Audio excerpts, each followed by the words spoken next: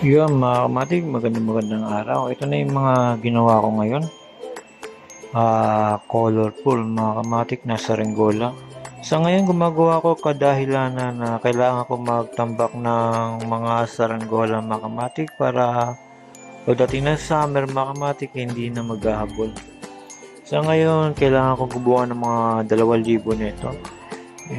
Medyo kailangan pang magkayas. Sa pagkakayas lang mga kamatik, ako nahihirapan kasi kailangan lahat pantay. Hindi pa pwede yung may mataba, may maliit. Kasi paglipad niyan, pagka hindi pantay-pantay ang pagkayas mo, mga kamatik, iikot lang ng iikot.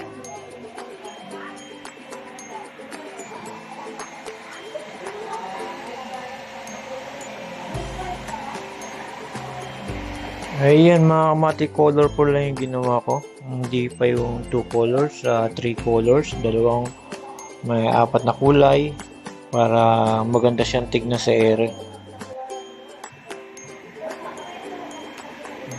Ayan mga kamatik, sa ngayon pinakita ko lang uli mga kamatik, kailangan ko pang makagawa ng mga 2,000 nito na piraso para hindi ako lagi kinakapos. Ito nga pala yung isa sa business ko pagka summer, sa Ringgola na business na hindi ko rin maiwanan kasi kumikita din minsan mga kamatik.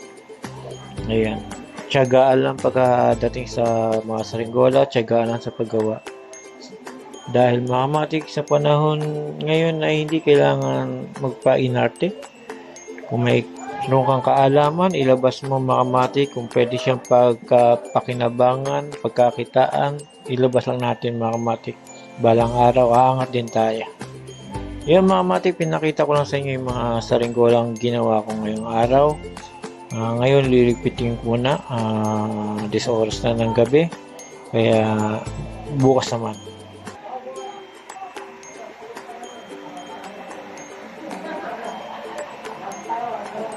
Yun mga matik, hanggang dito na lang. Salamat.